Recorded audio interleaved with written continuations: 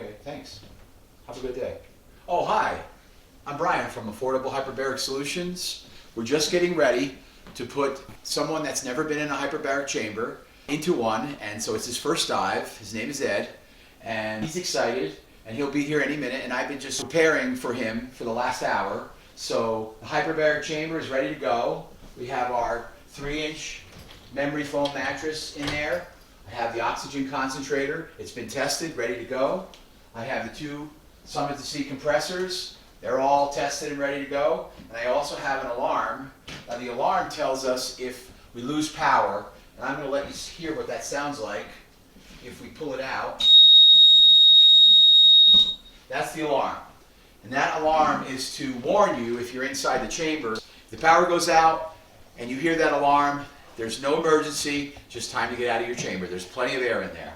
All right, so Ed will be here in a couple of minutes. I'm fully ready for him. And when he gets here, we're going to put him in the chamber, and I'm going to teach him how to use the equipment, and I'm going to teach you at the same time. All right, so Brian here from Affordable Hyperbaric Solutions. Ed has arrived. We're ready to put him in the chamber. Now, before I put him in the chamber, I'm going to train him in the proper use of the equipment.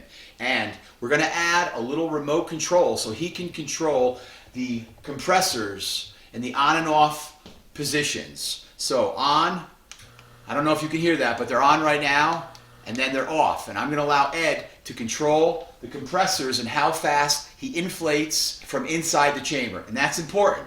That's important. And one day when you do it, you'll understand why. But for now, he's going to have the remote. So Ed, come on over. This is his first time in a chamber, so he's excited. And I'm going to ask him a couple questions, and then I'm going to train him in the equipment. So Ed, what are you feeling like right now, getting ready to do your first dive? Well, because we've already discussed it before, what to expect, I'm looking forward to it. However, I have expressed a little bit of mild claustrophobia. Okay. But I'm feeling pretty confident. So I think after I'm in it and I get comfortable, I'll be okay with it. That's yours. Okay. Now, one question. Yeah. Do each one of these on and off and on and off, is this to control 2 compressors? Yes, we have 2 compressors. They're both 80-liter compressors. So if you turn one on, you're going to pressurize with 1. And if you turn 2 on, you're going to pressurize with 2. And when you're going to depressurize, you want to turn them both off, and then you want to turn the valve and release the pressure. Gotcha. And we're going to show you how that works. And just turn that ever so slightly, right? Well, I would say if you turn it like 1/10 of a turn, like 12 o'clock to 1, and then if that's not enough, go to 2. Yeah, don't turn it quickly. It's not a hose bib. Okay. So just if it's at 12 o'clock, go to 1 o'clock. If you want more, go to 2 o'clock.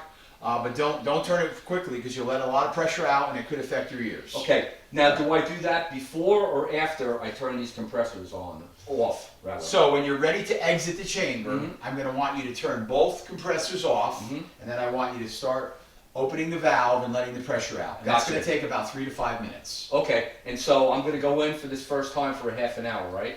We're going to put you in a half hour, and we're not going to start timing you until it's fully pressurized. Gotcha. And that's going to take 3 or 4 minutes to get up to full pressure. Right, and then we start the half hour. Then we'll start the half hour. Okay, very good. All right. I understand. All right, so let's get you in there. Excellent.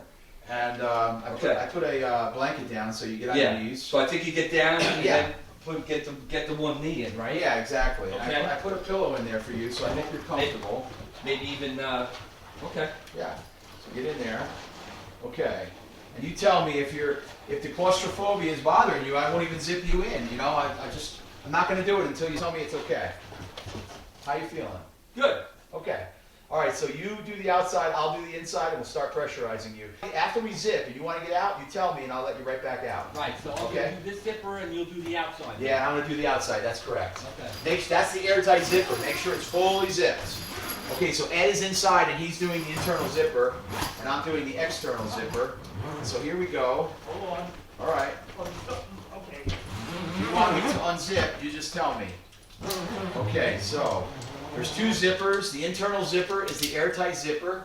Okay, zipper's all good. Okay, so you have the remote control, so I'd like you to start pressurizing with both compressors, so turn them both on. Okay, here we go. Okay, so you're going to hear a little bit of background noise because I'm going to put on the oxygen concentrator. We're putting on 2 compressors, so please be patient. We're going to have a little bit of noise in the background. Okay, so... Okay, here we go with the first one. Okay, so he's turning the compressor on from inside the chamber. He has the remote control. I'm watching it from outside the chamber. All right, here's the second one. Good, good. Okay, so both compressors are now on. He's turned them both on. Now what I'm going to ask him to do is I'm going to ask him to turn one of those compressors off as soon as that chamber gets close to taut. And the reason I'm going to do that is because if he inflates with both compressors, his ears are going to bother him. And I want a slow pressurization in his dive so that it doesn't hurt him. If his ears are hurting him, it means we're doing it wrong. So slow and steady. And that's how we do everything. We never want to hurt people. We never want to hurt their ears. So that means we always inflate with one compressor when people are new at this, and he's new at this. Okay, so I'm going to ask you in another 20 seconds or so to shut one of the compressors off as soon as this needle starts moving.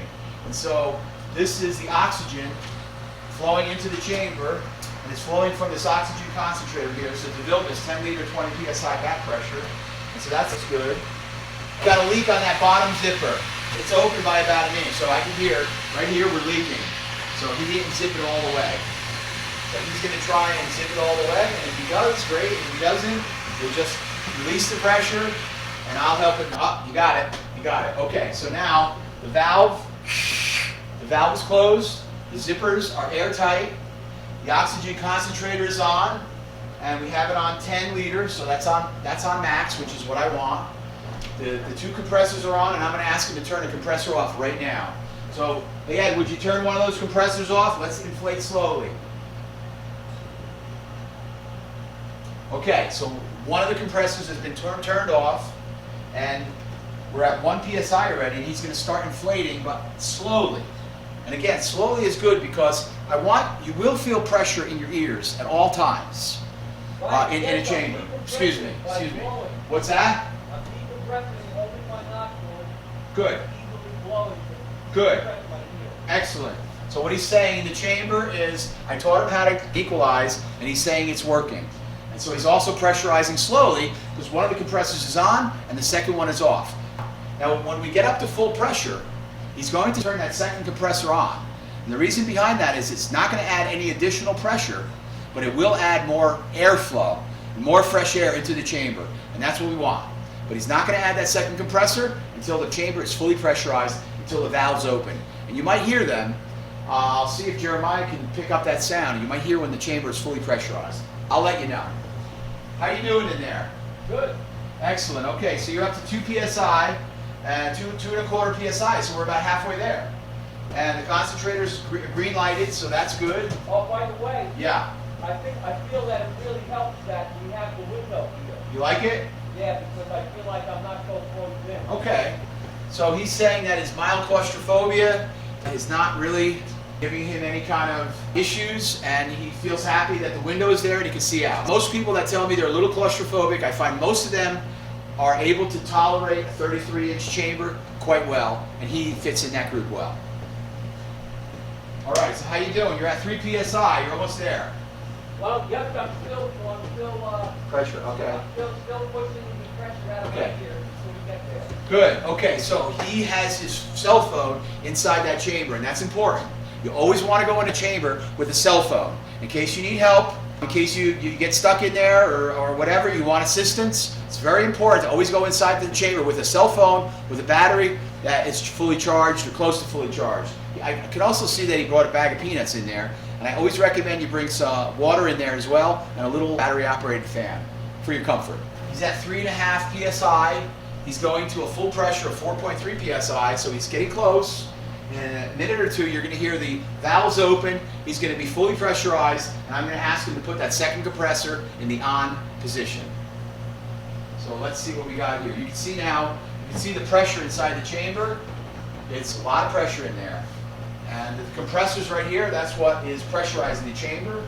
We pressurize with ambient air. But we do have oxygen, and that's 98% pure oxygen flowing through that DeVilbiss oxygen concentrator. And that's also pumping into the chamber. So if we had our oxygen analyzer in there right now, you're going to see that the oxygen content right in there is enriched to somewhere around 32-33%, which is much higher than the 21% I'm breathing right now. All right. And I'm watching the gauge, and it just hit 4 psi, and my valve is opening. So that's good. valve is opening, 4 psi. Hey Ed, hit that second compressor, turn it on. Okay, now we have 2 compressors on. We're fully pressurized, so the second compressor is not going to add any more pressure because the valve is open. The air is flowing in and it's flowing right back out. Think of it this way. You have a bucket of water and you have a hose, and the bucket of water is full, and you turn the hose on a little bit extra. You're not adding any more water in that bucket. It's just overflowing more quickly. So it's the same thing with the chamber. Just because we added a second compressor now, we don't add any more pressure. It's just overflowing more quickly through the automatic valves. And those valves open automatically at 4.3 psi. And according to that pressure gauge, they're right on. Summit to Sea did a great job. Okay, so now we're fully pressurized. I'm going to check the time on my phone. Okay, so we started at 225. So this is his first dive. It's only going to be 30 minutes. So we're going to start depressurizing at 255. I'm going to let him know. Hey Ed, I'm going to set my alarm. You're going to depressurize at 255. 255. Okay. All right. I have a question. Yeah. So once you get up to pressure, Yeah. then I can breathe, inhale through my nose and exhale through my mouth. I would recommend it. That's what I do. Keep breathing. Yeah. He's just asking me if there's any special way he should breathe in the chamber. And I would tell him just relax in there. And if he wants to do some deep breathing exercises, that's good. I breathe in through the nose and out through the mouth.